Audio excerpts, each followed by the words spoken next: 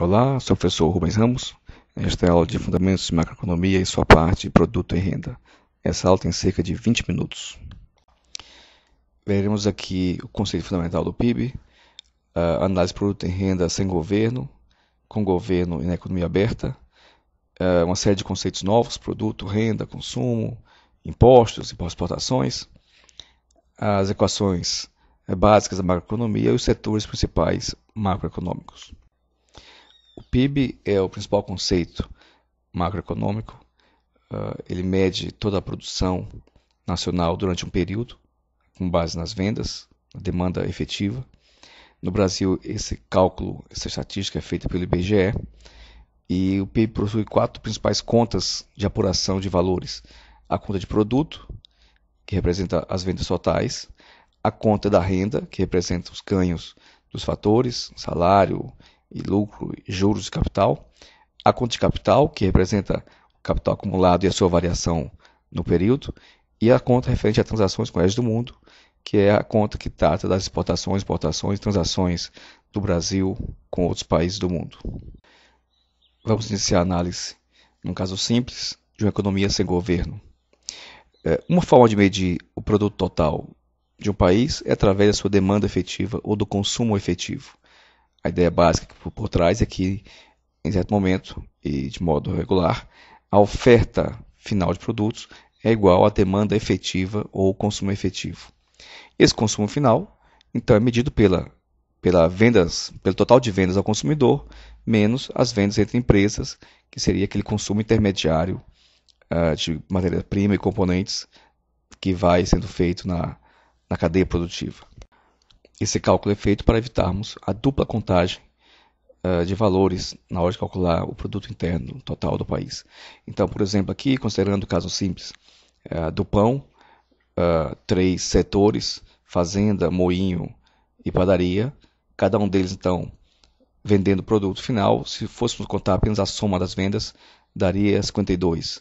Mas é preciso descontar aquilo que foi comprado de cada setor para outro anterior.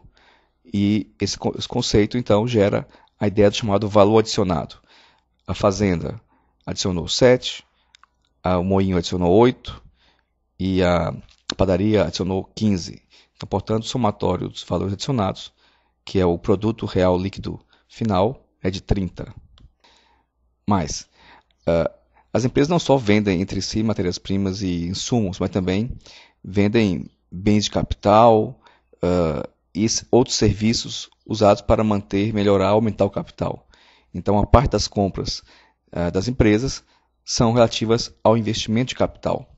Outra parte do que é produzido não é vendido e passa a formar estoques, aumentando os estoques de produtos que têm um valor de mercado, mas eles não foram vendidos, ou seja, não foram ainda realizados.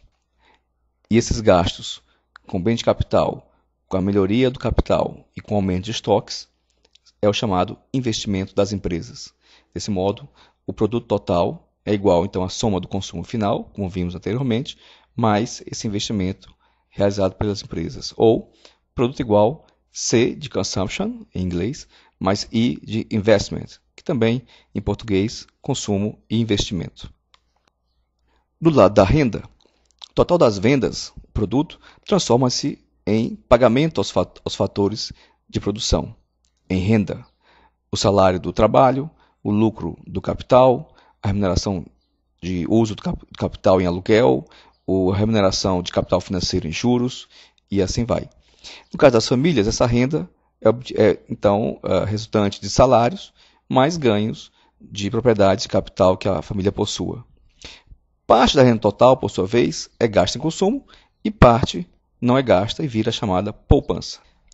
E assim, a renda, que é igual ao valor total das vendas, que é igual ao produto, é igual então a consumo mais poupança do lado da renda. Então, o PIB do lado da renda é consumo e poupança. Usando o inglês, yield, de Y, é igual a consumption mais saving.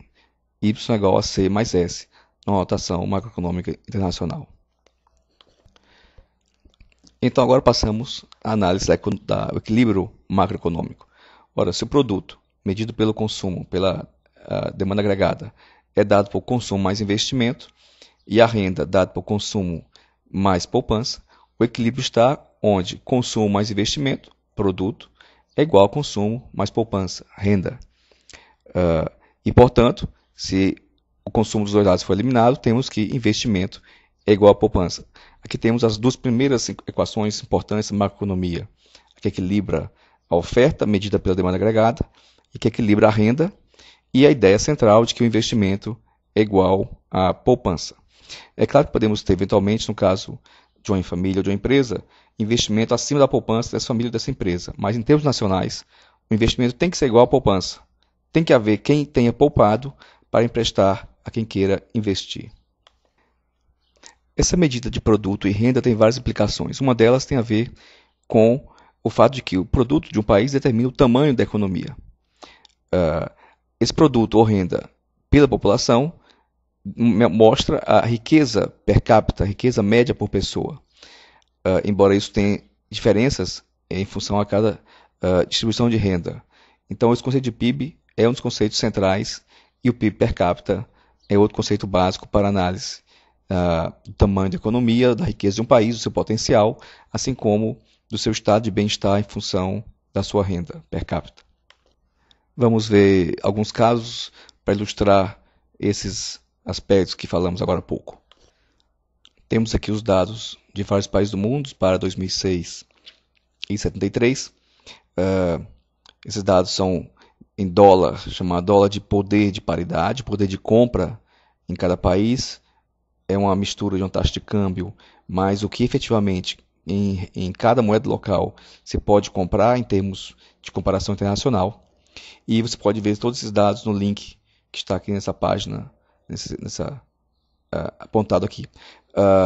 Você pode também dar um pause se quiser olhar em detalhe os dados, além do que vamos comentar.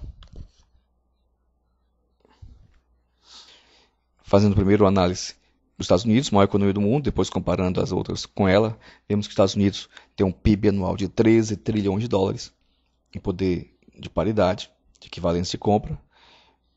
Esse PIB gera, dada a sua população, um PIB per capita de 43.800 dólares, o que dá mais ou menos por ano para uma família de 4 pessoas, uma renda de 172 mil dólares por ano. Em 73, esse PIB per capita era de cerca de 5.980 dólares. Observe o Japão, com o PIB total um terço do americano, mas com o PIB per capita bem mais próximo. Então, o Japão, embora um tamanho de economia menor, mas com um padrão de riqueza próximo aos dos Estados Unidos. Se olharmos o caso da China, hoje a segunda economia do mundo, vemos que é um PIB de 10 trilhões de dólares nesse momento, gerando um PIB per capita menor que 8 mil dólares por pessoa, ou um padrão de riqueza por indivíduo um quinto do americano. Mas se olharmos o dado dos anos 70, o PIB da China era bem inferior a 100 dólares, um estado de pobreza ainda maior comparado com hoje. Se olharmos o caso da Coreia do Sul, com um PIB cerca de 1 trilhão e 200 bilhões de dólares de paridade, mas, dada a sua população, tem um PIB per capita de 24,5 mil dólares, o que equivale para uma família de 4 pessoas a 100 mil dólares por ano de renda média na Coreia. Compare-se isso ao valor da década de 70 e vemos que a Coreia deu um grande salto de um estado de pobreza para um estado de riqueza de país desenvolvido.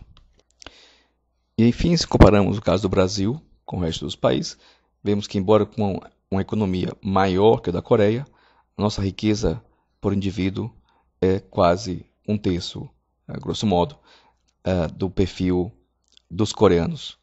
E mais ricos per capita do que os chineses, embora nossa economia hoje seja algo em torno aí de um sétimo, um oitavo da China. Em termos de tamanho, a China é bem maior que o Brasil. Em termos de riqueza, somos uma riqueza equivalente por indivíduos.